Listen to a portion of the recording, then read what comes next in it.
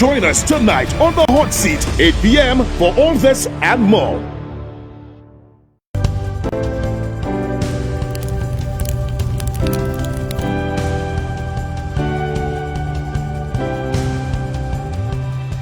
Good evening and welcome to the Hot Seat. We are once again at the Pink Plantation House, filming from Mon Fortune Castries. In the Hot Seat this evening is no stranger to public life. As a matter of fact, a former parliamentary representative for Soufrière Forcé-Jacques. Thank you for joining me in the Hot Seat, Mr. Stanislas, and thank you for your very first interview. Thank you very much for having me, Christelle. It is indeed a pleasure to be with you tonight.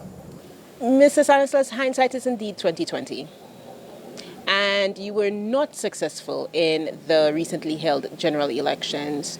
Why do you think you lost a seat to represent Soufrière Forcé-Jacques? Very good question, Christelle. I believe, like everybody else, that there was a national swing against the United Workers' Party, and the results clearly show you that, with a 15-2 majority in favor of the Stanislas Labour Party. The party is currently undertaking an exercise, it's a fact-finding exercise to determine the cause or the causes of the defeat at the polls. This is currently ongoing throughout all 17 constituencies, and the delegates, members of the party, will be given an opportunity to speak with that committee responsible for undertaking this exercise, as well as every candidate. So I am going to wait for the right moment when this exercise is completed and the party has an official document to show or to give the reason or the reasons why we will lose that election, to make any further comment on the defeat. But generally, it was a national swing against the United Workers' Party. You believe the national swing affected you as a candidate, as a representative, also in Soufrière, in that constituency where you reside? Yes, I do believe it affected me, and it affected many other candidates who had very, very good chances of winning their seats, of getting re-elected. It was very unfortunate, but it is what happened. The philosophy of the United Workers' Party was a topic of discussion between 2016 and most recently. As a matter of fact, when we spoke to the chairman of the party last year, he did speak about the philosophy, which was more of a conservative and even business-minded philosophy. Do you believe that the philosophy resonated with Saint Solutions? Well, the philosophy of the United Workers' Party from the days of Sir John, the founder of the party, was basically to fight the needs fight the causes that needs resistance and the needs that needs assistance. And that is very broad in terms of conservatism, as well as business opportunities, empowerment of individuals. And, you know, elections are very funny.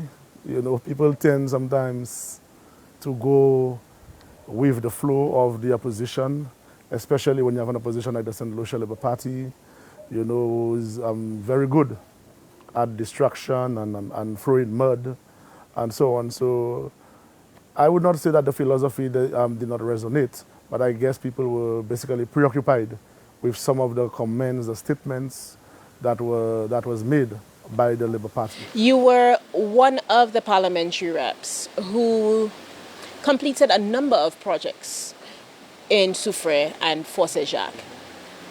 But it appeared that voters preferred, critics claim that voters prefer more social programs aimed at social development rather than infrastructural projects. Do you get that sense right now? Another very good question from you again, Christelle. I always believe, I'm always of the opinion, the view that projects alone will not make you win any elections, and there must be a balance.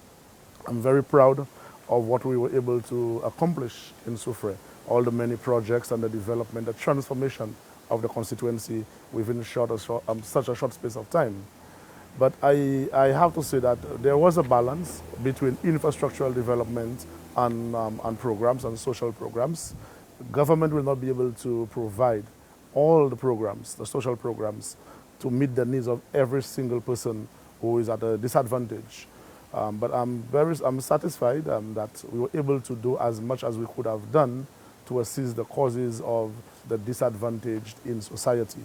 And of course, compounding our reach to the many people in Soufrière, in Fort Saint-Jacques and St. Lucia was COVID-19. We all understand and know the fiscal position, the fiscal situation in the country.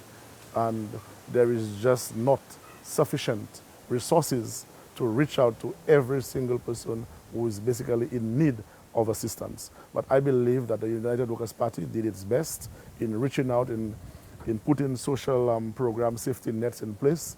I remember during the pandemic, we had the food baskets. We helped persons with about almost 11,000 persons with the electricity bills, help persons with back to school, bursaries, and a number of initiatives was put in place to help people. The poverty list, the public assistance program, an additional 1,000 persons were added to that list, including persons from Soufrière Fort Saint-Jacques. So I believe that we were able to do our best in helping socially. But again, voters have choices.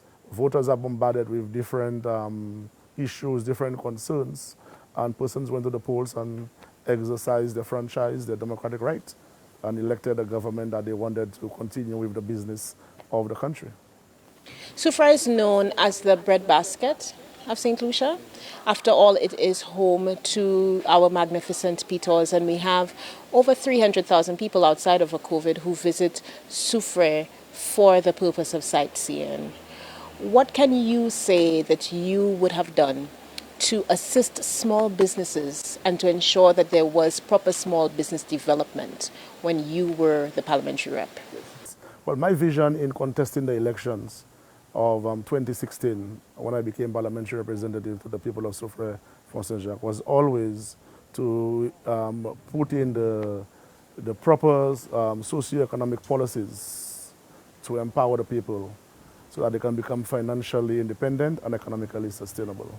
And in my tenure as parliamentary representative, we were able to create the enabling environment for small businesses to thrive in the Soufrière Fort Saint-Jacques area, especially young persons who are interested in entering business. And if you look at the infrastructural development projects of Hummingbird Beach Park, this is a clear example of an environment which was put in place so that young persons could own their own small businesses, given the help, the assistance in the training, the marketing, and so on, the startup for the small businesses. You look at young persons, there is a group called Fuita Jeunesse, whom we were able to place at the Sulphur Springs, where they have the smoothies and the fruit juices and so on. Also gave them an opportunity at the Hummingbird Beach Park as well. Also the Old Trafford Development Complex with the market, the bus terminal, concession booths, restaurant.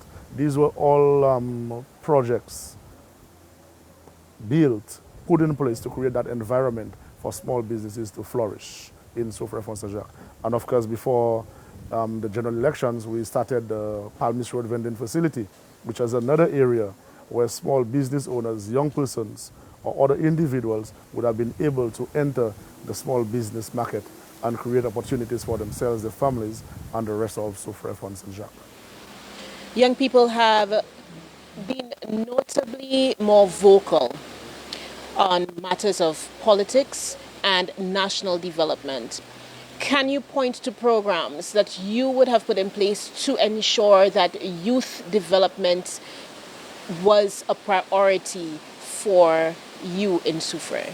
Well, as a party, and as the former parliamentary representative of Soufrière Fort Saint-Jacques, and as an individual, as myself, I and the party, we always value the contribution of the young people of the country, the young people of Soufrière Fort Saint-Jacques.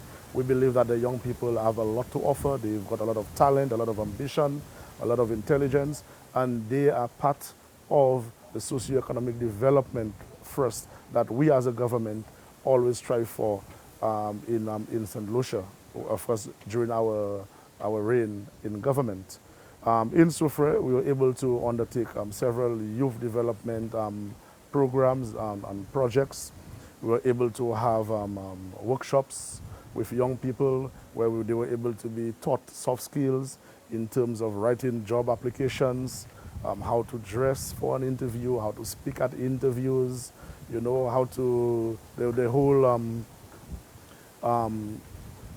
the whole skill set needed so that they would become more viable, more competitive in the job market.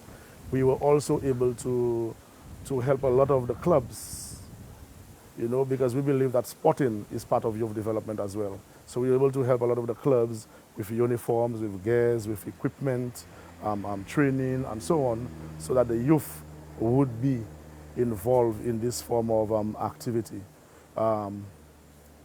We were also able to have job fairs in Soufrière, where a couple of business places were invited, and that young persons were able to go there and ask questions and get brochures and so on, in order to be able to be in order to get work out there. Also, the government's development plans for the South, where we brought in Ojo Labs and ITL BPO, we were able to get a lot of young persons from the Soufrière district to be part of that process, to be able to get employed in Ojo Labs, ITL BPO, and this market. So we were able to do quite a lot. I mean, you were never able to do all, but we were able to do quite a lot to assist in youth development in Soufrière-Fort-Saint-Jacques. We were also able to help young persons getting scholarships, you know, as part of the development first. Scholarships to Taiwan, to Cuba. You know, we helped a lot of young persons with scholarships to Sir Arthur Lewis and so on. So we were able to assist as much as we can. Okay, on that note, Mr. Stanislas, one of the major criticisms that was laid at your feet was the Soufrière Stadium in terms of sports and the transformation of it. And your critics said that you were killing cricket. What would you say to that now that you have the mic? Again, these were all concerns raised, yes, in Soufrière, but a lot of those criticisms were politically motivated. We went out, we had a national plan for sporting development in the country, for the sporting infrastructure of the country. We brought in the consultant, Mr. Lockerbie, to assist in that plan, in that concept, in that development of the sporting infrastructure. We had consultations with the groups in different groups in Soufrière, especially the Youth and Sports Council, and a few of them, the cricket, the football league in Soufrière also. And we were able to explain to them what was the reason behind the development of the Soufrière Mini Stadium into a world-class facility.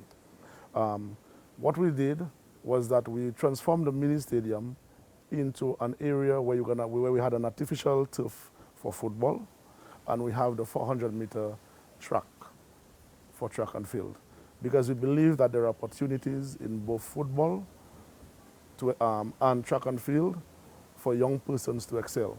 In Soufrière alone, we had about 3 or 4 young persons who got scholarships through the Kick Foundation to colleges in the US. We also believe that there are great opportunities for track and field scholarships to colleges in North America, and that we have excellent athletes in the Soufrière Basin and on the West Coast who would have made maximum use of the facility. The facility was world class. It is world class. I mean, it is FIFA certified. The football synthetic turf, the track is IAAF certified. This is a track that they use. The manufacturer is the one that produces the tracks that they use in the Summer Olympics. So we went for the international standard of the infrastructure there.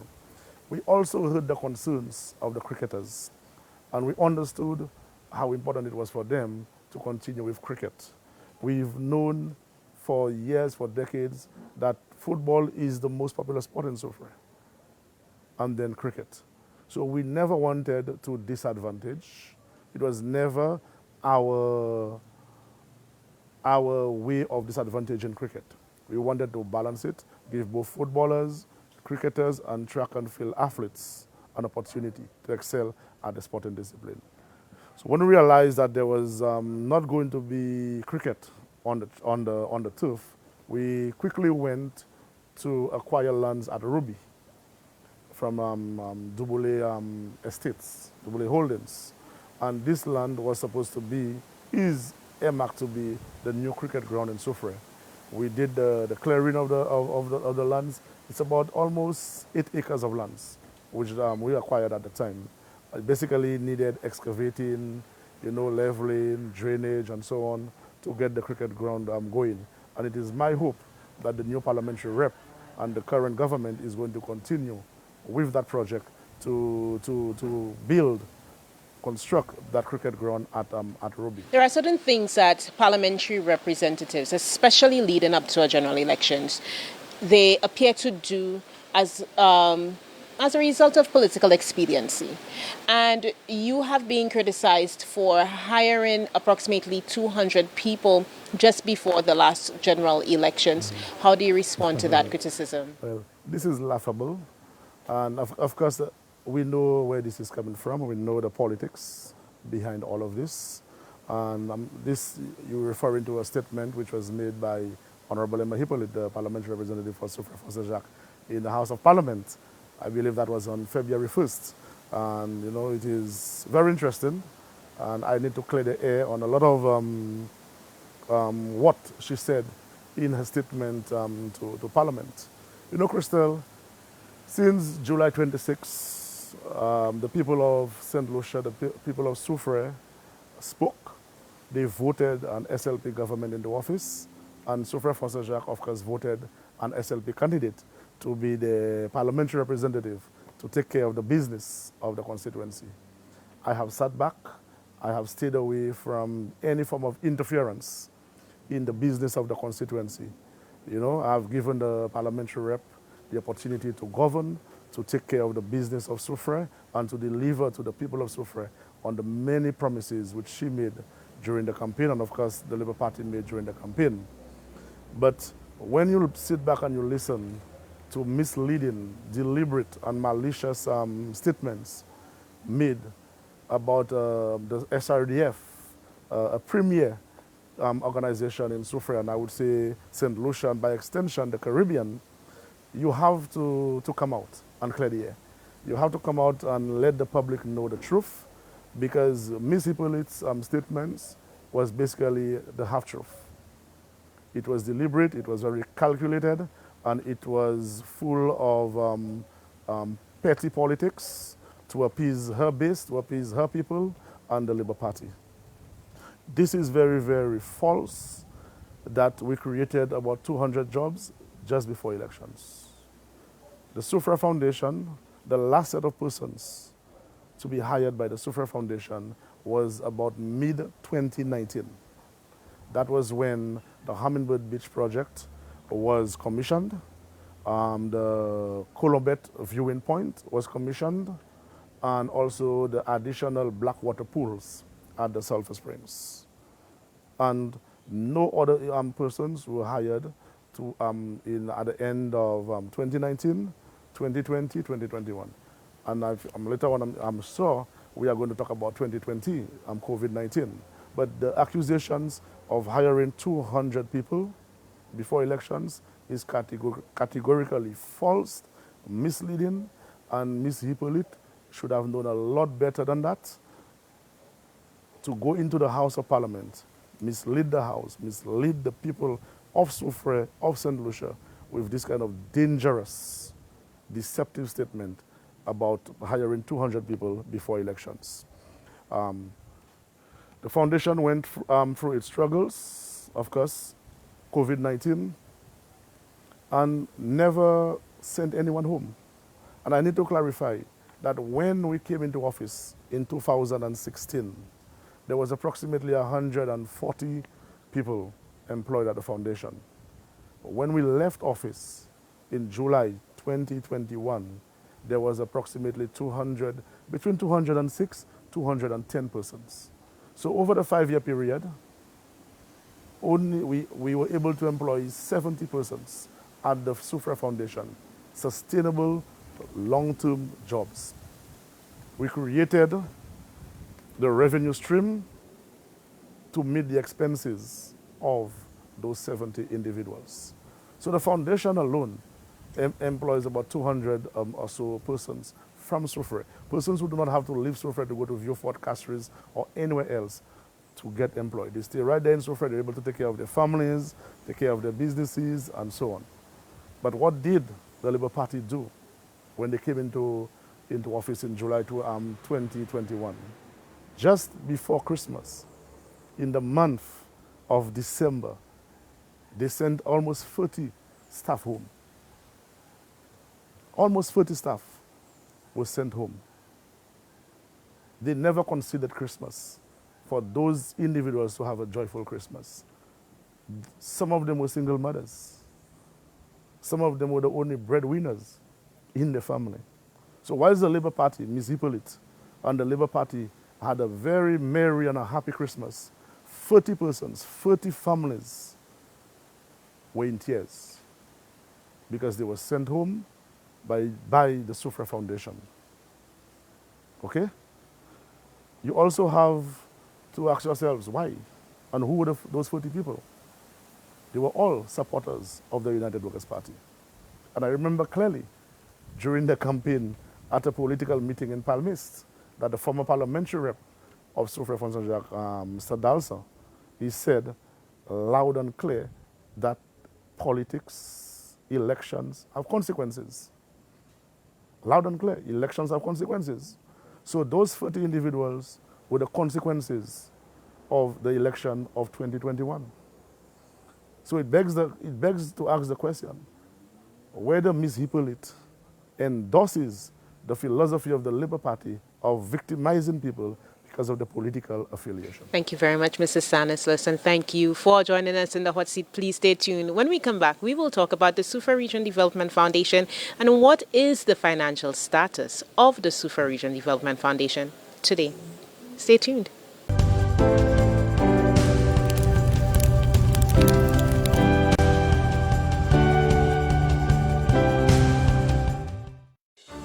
Mourning a loss? Hot 7 TV wants to help you celebrate the beautiful memory of your loved one with In Loving Memory, celebrating lives. Whether it's a birthday, a wedding anniversary, or some memorable occasion, or the anniversary of the passing of the dearly departed, Hot 7 TV will create a moving video tribute of that special person, showing how much he or she meant to you. Treasured memories, unforgettable moments. Share them with the world and repeat the airing as often as you'd like. Help keep your loved one's memory alive forever in the minds and hearts of all who care. In Loving Memory, celebrating lives. Starts February 1st, only on Hot 7 TV. Contact us at telephone number 452-6040 or email us at inlovingmemory@caribbeanhottv.com.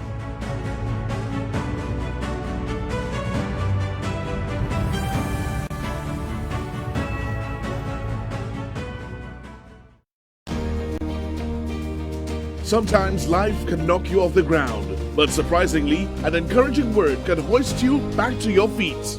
What we all need is someone in our corner, someone like Dr. Tonji. Hi, I have 3 questions for you. 1, have you discovered your purpose?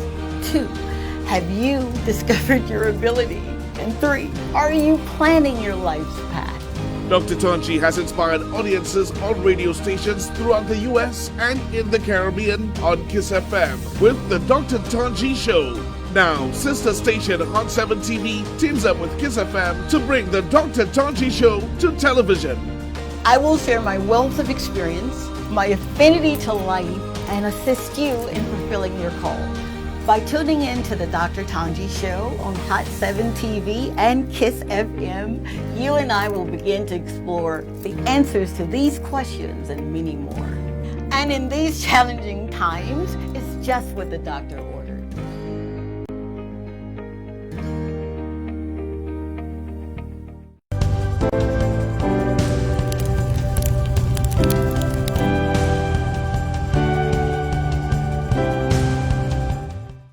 Thank you for staying tuned to the hot seat. In the hot seat this evening, we are discussing Soufrière Fond Saint-Jacques, particularly the Soufrière Region Development Foundation. And Mrs. Stanislas, as you sit with us, there have been thoughts shared that the Sufa Regional Development Foundation, one of the major issues that it suffers is too much political involvement. What are your thoughts on that? Well, I've heard of those concerns as well, Crystal, prior to being parliamentary representative, and of course me being an ordinary citizen as we speak, you know. The politics came into the foundation, Crystal, in 2011. Between 2011 to 2016. That was the time, the era, when the Labour Party brought politics into the foundation. When a former parliamentary representative, a former minister of government, okay, under the Labour Party, was made CEO of the foundation. That was when politics came into being. That was when the Labour politics played out. That was when the politics influenced the foundation, and that was when the line was drawn during 2011, 2016. When I became parliamentary representative of Soufrière Fonds Saint-Jacques, a new board was appointed, and the board was responsible for together with the managers, managing the affairs of the foundation. I worked closely with the board of directors to assist or to help with implementing certain projects, programs, which I deemed necessary for the development of the constituency and the people of Soufrière Fonds Saint-Jacques. But the politics came into being between 2011 2016. There have been allegations of malfeasance in the foundation for a number of years now. And right now, there are new accusations leveled at you and the last board of rampant impropriety in the foundation. How do you answer to those allegations? Yes. The Honorable Member of Parliament have said that there is an audit ongoing at the foundation. I want to let St. Lucians and the people of Soufrière know that every year, like any big company, big entity, the foundation has an audit done. And that audit is done by an accounting firm, an external accounting firm.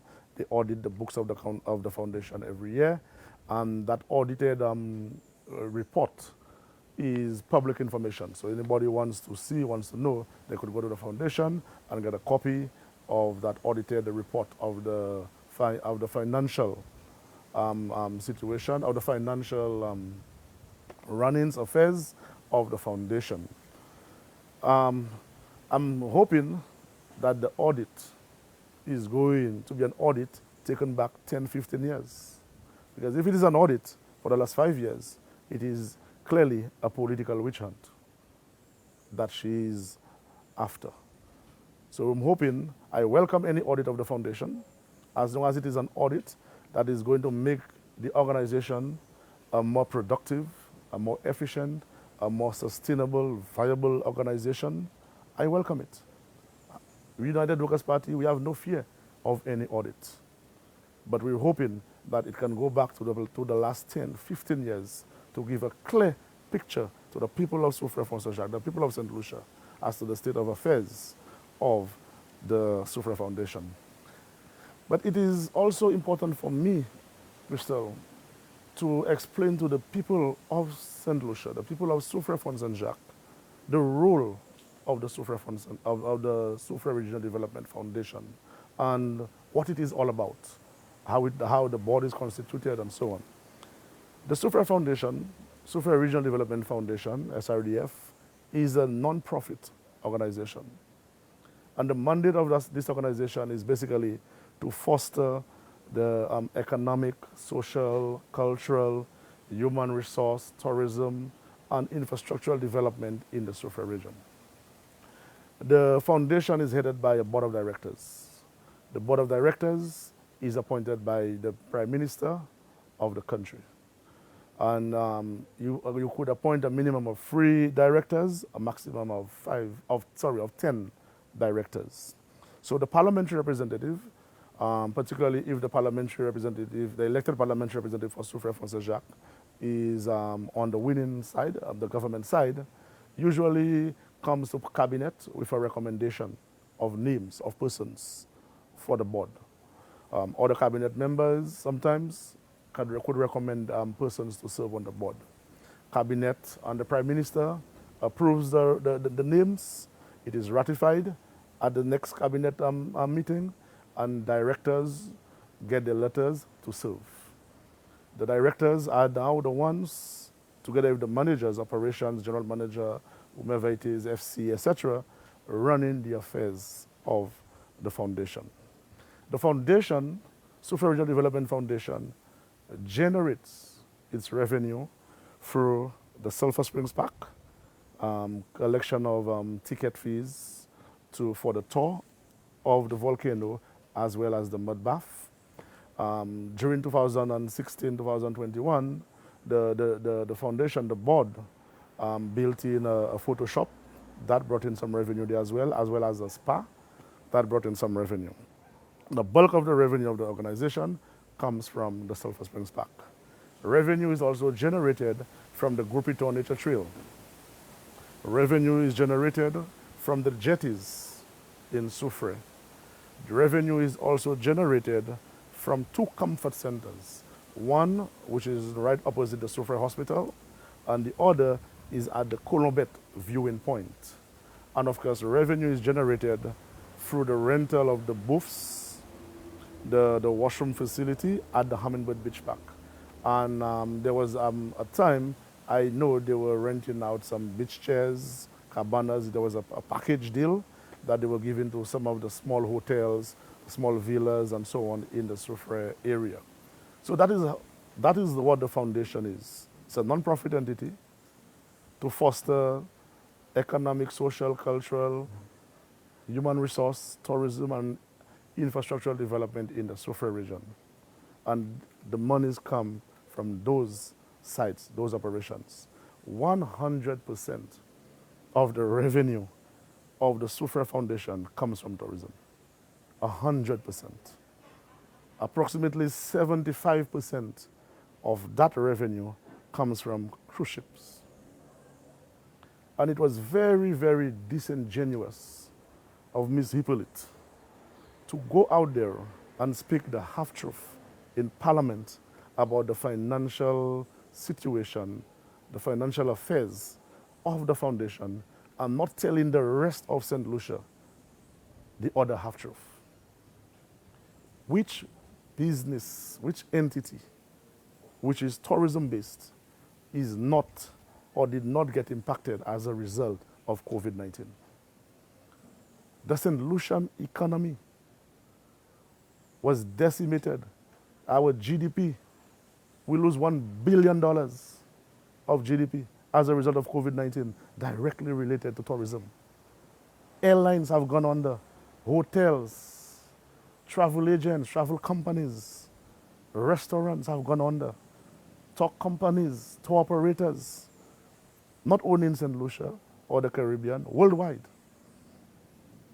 So every single dollar depends on tourism.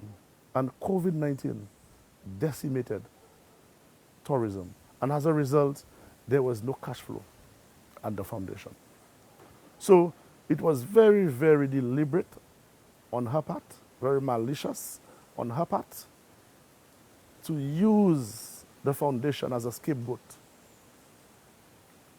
with her cheap politics. She should have come out and let people know, yes, there are financial issues there, but COVID-19 played a critical role in the finances of the foundation. And if I may, Crystal, I can give you some figures. I have some figures written there, which I want to share with you, share with viewers, so they can really understand what is happening or what is going on. In January to December of 2018, the financial year, calendar year, the foundation brought in total revenue of $7,698,411.25. In January to December of 2019, that's pre-COVID, the foundation brought it, that is when we built in the additional pools, We built the Hummingbird Beach Park, the Comfort Center was opened and operational, etc., etc. The foundation brought in revenue of $9,187,747.27 in 2019, pre-COVID. January to December 2020, COVID hit us in March 2020, shut down. No cruise ships, no hotel visitors, site, attractions, everything closed down. The foundation brought in revenue of $1,946,436.97. Plummeted from a high of 9.1 million, plummeted down to $1.9 million. Interesting again, Crystal, expenditure. And I'm going to explain more on the many things that the foundation is involving in the Soufrière region. Expenditure, January to December 2018. Remember, revenue was $7.6 million. Expenditure was $6,655,542.47. That gives you a net income of $1,042,868.78. In January to December 2019, from revenue of $9.1 million, expenditure was $8,095,349.32. A net income of $1,092,387.95. Now people will hear there's net income, there's profit of $1 million. But these are figures on paper, because about 3/4 of this money, the net income, is in receivables. These are tour operators, these are agents, these are persons whom the foundation gives a line of credit to, 30 days to pay, 60 days to pay, 90 days to pay. Many persons go beyond 90 days. Those monies have not been received. So in all the net income you see there, 3/4 or more of it is in receivables. Now people will ask, where are all those expenses? 8 million in expenses, 6 million in expenses, etc. The foundation, remember, is a non-profit organization. The foundation gives back a lot to the constituency. And if you go and do your research, Crystal, you will see that in May 2017, the CTO, Caribbean Tourism Organization, awarded the foundation an award, a Sustainable Tourism Award for community benefit, for the entity, the organization, the attraction that gives the most back to the community. That's in the Caribbean. In 2018, the foundation won an award for Best Caribbean Attraction by USA Today. And why would the foundation win such an award of giving back to the community? Soufrière Foundation gives out hundreds of dollars, thousands of dollars, millions every year in the form of scholarships to students at infant, primary, secondary level, tertiary level, SEAFA, school transportation, buses to care, buses from certain communities in the constituency to primary schools, because those areas, the students, some of the students live very far, so they provide transportation, helps with school graduations, sports meets. I'm not talking about one school, all the schools in District 8. The Soufrière Foundation is deeply involved in youth development, even sporting development, uniforms, training, gears, equipment, tournaments, and that is year-round. So for clarity, when you came in 2016, because one of the things that is being said in response to the statement by Ms. Hippolyte is that you found the foundation in a particular financial standing. So I would like to hear from you. When you came in 2016, what was the financial status of the Soufrière Foundation? A very good question again. When we got into office in 2016. The new board was sworn in. The foundation, there was just a little over $1 million in the foundation. That was not a gratuity fund. And I challenge Mr. Hippolyte, I challenge any one of them to get any document between 2011 2016 showing there was a gratuity fund at the foundation. It is false, it is categorically untrue, it is a lie by Ms. Hippolyte. There was a little over $1 million in a current account, a checking account, and 2 other accounts at the foundation. The foundation had owed government between 2011 and when we came in 2016, over $1.2 million in emphyteutic lease payments. They had not paid the lease of the Sulphur Springs Park at all. Salaries had to be paid. When we came in, the sites were in a dilapidated condition. The Sulphur Springs, the Grupito Trail, the jetties, repairs had to be done to those sites. The foundation, when they came in office, when we came into office, there was 3 lawsuits at the foundation for persons who fell and so on, guests, tourists who were suing the organization. So the scholarship program in July, August, we had to undertake that. And that program was increased from what it was the previous year, the previous years. What did we do?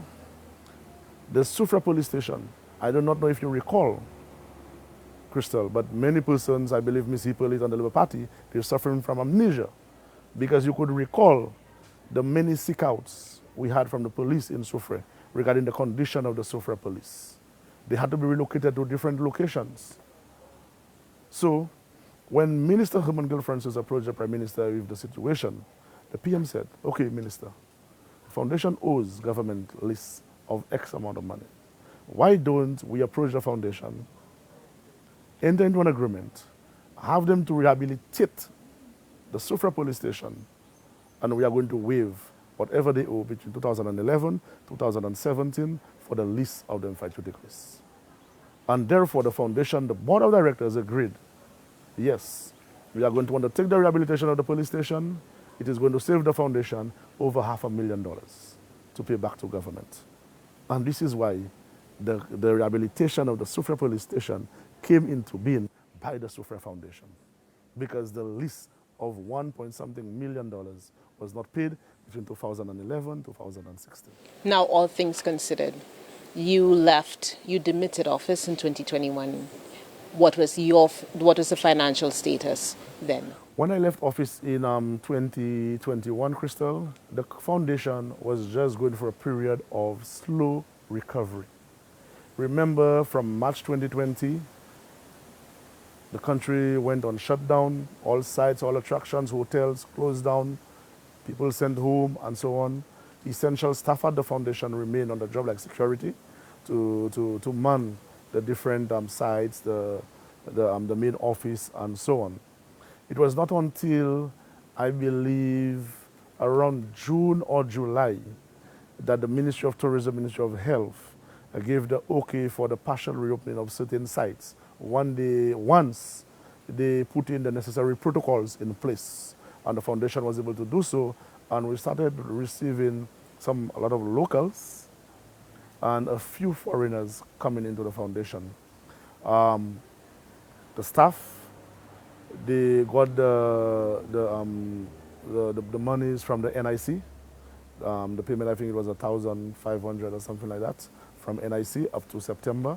And thereafter, with very little or sometimes no revenue coming in for the day, the foundation kept all the staff on the payroll. But what they did, people were not paid the full monthly salary like pre-COVID. There was a rotation basis where staff would work 2 or 3 days for the week. So basically you got maybe 8-10 days of work for the month. So that way, staff of the foundation, the 200 staff of the foundation, were able to at least pay a bill or two, put some food on the table. Because we know, we understood, the board understood, had they sent anyone home, that would have been even worse than any of the staff contracting COVID and dying from COVID. So they sacrificed and they made that happen. It was not until, I believe, October into November, we started getting a few calls from cruise ships. So a little more revenue started coming in. December, revenue came in. Of course, January and February, March, and so on. So the foundation, the board had stabilized the foundation. And the foundation was in recovery mode. Arrangements were made with various entities for payment. The utility companies, NIC, and all of that. The foundation made arrangements with them because the foundation had a cash flow project as a result of COVID-19, as a result of the loss in tourism revenue. You stated that you would respond to Ms. Hippolyte's claims since she made her statement on 1st February 2022. Do you still plan on officially making a response? Definitely. I plan on making an official statement, press release, and maybe a press conference to officially respond to Ms. Hippolyte. And, to advise Ms. Hippolyte to, before coming to Parliament or before going to the media and make pronouncements like what she did, to do her research and come out and give the nation the truth. Tell the nation the true story. To give them the true picture. Don't give them half truth.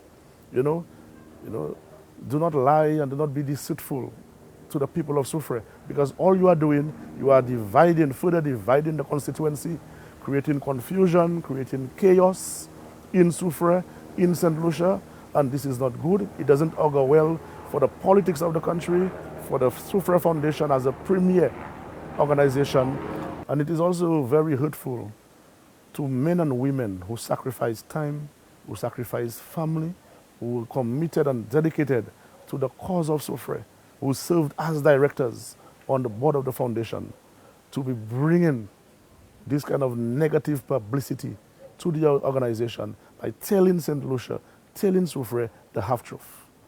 It doesn't go well with the people, and I believe this is going to hinder other persons, especially young persons from Soufrière, who have the ability, the capacity to serve on future boards of the foundation, from coming forward to serve Soufrière in the Soufrière Foundation. So that was very bad of her to be so malicious, to go on with this character assassination politics of the Labour Party in what she did on February 1st. Having listed all of your accomplishments throughout this interview, frankly, what would you do differently if you were to contest the election again? If I were to contest the election again, I mean, it is a learning experience. I mean, your first time into elective politics, you're new to governance, you're new to representation, you will always make mistakes. You have to admit you are going to make mistakes. You've made mistakes. And there are many things that you could do differently on the way forward. There are different sources of advice, of course, that you go to make certain decisions and so on, that maybe had you known better, if you had the experience, you would have done things differently. You would have gone into a different direction. There are certain maybe projects which you brought forward, you brought into fruition. Maybe at the time, those projects were not the right project for the people. That next time, you need to think differently. Probably next time, on my part, there is going to be a little more consultation, a little more discussion with the people as to the way forward for the holistic development of the constituency. But like I said, Crystal, it was a learning experience. I did my very best, and within a short space of time, we were able to achieve quite a lot in Soufrière Fond Saint-Jacques, and I'm hoping that the development, the transformation of Soufrière Fond Saint-Jacques is going to continue. What could the United Workers' Party have done differently? What could the United Workers' Party have done differently before the last elections? I believe that we could have come out much earlier and explain all the good things which we were doing for St. Lucia. We stayed back and we allowed the Labour Party to control the message. And the Labour Party threw mud all over the place, and the mud stuck, and people bought into what they were saying, into the criticisms, into the opposition of all and everything which was done by the United Workers' Party. But history is going to judge. But I believe, had we come out earlier, had we put in a better PR machinery, reach out more to the people and explain to them, maybe go door to door and let them know what we were doing, why we were doing it, what was in it for them, for St. Lucia, maybe the results could have been different. Some say that the defeat was a vote of no confidence against your leader. What do you think? I believe persons have their own agendas. It is no secret that the Labour Party and the operatives are out for Alan Chasney because they see value in Alan Chasney. They see good in Alan Chasney, and they want to take him down. United Workers' Party, Stanislas, sees Alan Chasney as a very good person, a good man with good intentions, who mean very, very good for St. Lucia, who's done great things to keep St. Lucia afloat during this most difficult time in the history of our country and the world, steering St. Lucia through this pandemic, balancing lives and livelihoods of St. Lucians, and many people apparently did not believe in building a new St. Lucia.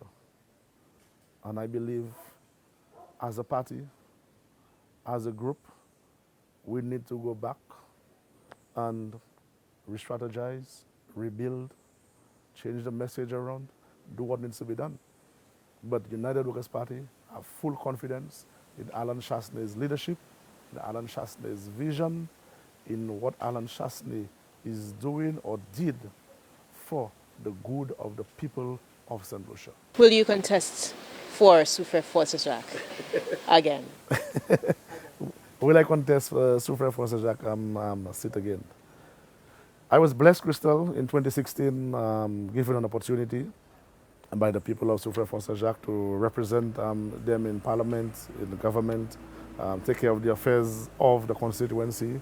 You know, when I came into office in June of 2016, I never complained. There were many challenges, many issues to deal with. I basically went down to work and got the business of the people of Soufrière going. You know, we were able to deliver on a lot of the campaign promises made in 2016 in just about 3 years, because you've got to remove about a year or so of COVID from the 5-year term. And there is a process in the party in selection of candidates for general elections. And I am somebody who believes in democracy, the rule of law, and I will allow that process to go through. And if I become the candidate through that process to be the representative for United Workers' Party at the next general elections, I will gladly accept that from the constituency branch, from the party. And I believe I am even more passionate, more committed, more dedicated to Soufrière, to continuing the good works we started in Soufrière. There's so much to be done, and time will tell. Time will indeed tell. Thank you very much for joining us in the hot seat, Mr. Stanislas. And thank you for joining us in the hot seat. Please join us again next week for another exciting edition of the hot seat here at the Pink Plantation House. Good night.